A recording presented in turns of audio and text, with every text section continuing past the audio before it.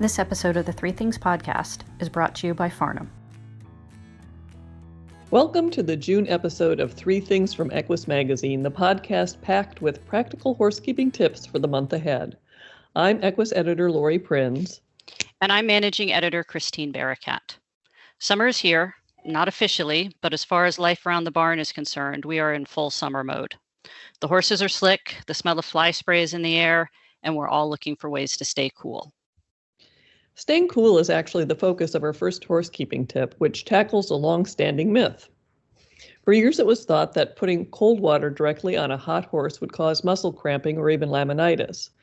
I'm not sure how that belief became so entrenched, but research done in conjunction with the 1996 Olympic Games in Atlanta thoroughly disproved it. The researchers found that not only is putting cold water on a hot horse safe, it's a crucial step in preventing heat stress and heat stroke, which can be deadly. Anytime your horse is hot and sweaty this summer, whether it's after a ride or just standing in his field, sponge or hose him thoroughly with cold water, then scrape the excess off and get him to a shady area, ideally one with a bit of a breeze. You can also use water proactively by wetting a horse down before you begin to ride. As he works, the water will evaporate, serving the same cooling function as sweat, but without the metabolic cost or physiologic stress of actually sweating. You can also stop midway through a ride on a warm day to re-wet the horse. I'll also mention that it's okay to let a hot horse drink water. The idea that letting a hot horse drink can somehow cause colic or laminitis is another harmful myth that research has disproven.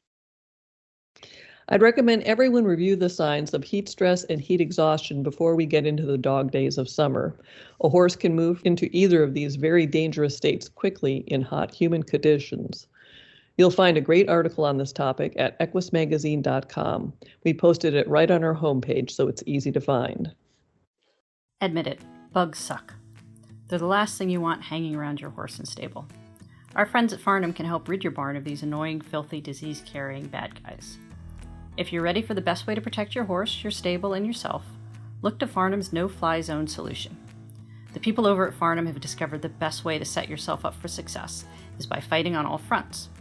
With their three-stage approach of block, repel, reduce, you can be sure flies, mosquitoes, and ticks are kept away. Go to farnam.com, that's FARNAM.com, to learn more and download a free copy of the Horse Owner's Guide to Creating Your Own No-Fly Zone. Plus, you can find money-saving offers to help you get on your way to a fly-free zone. Farnam, your partner in fly control.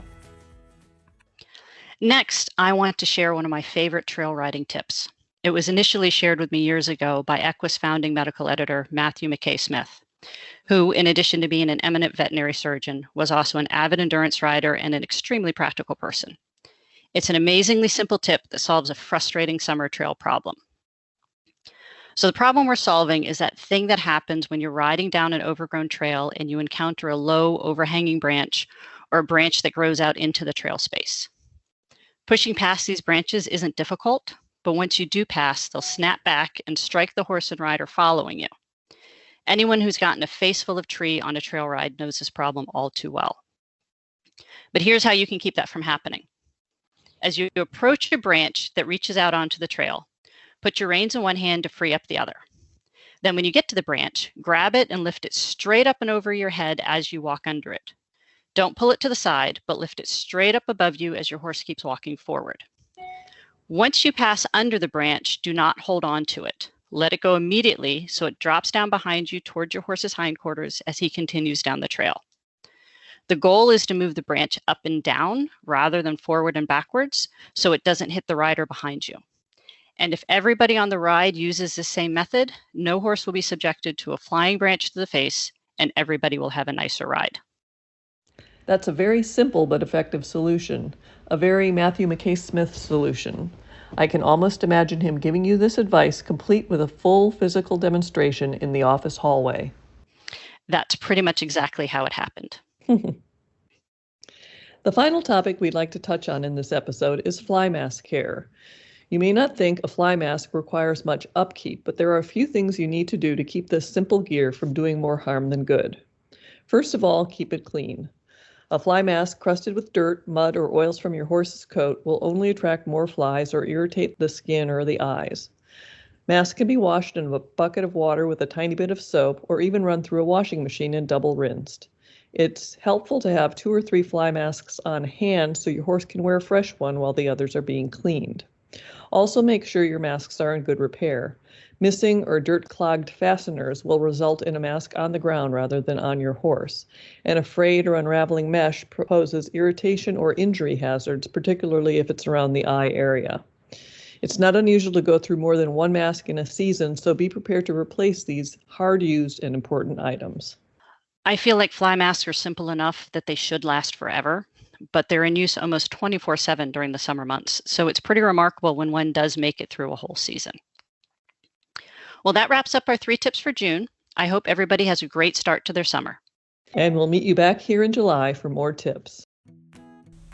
This episode of the 3 Things Podcast was brought to you by Farnam.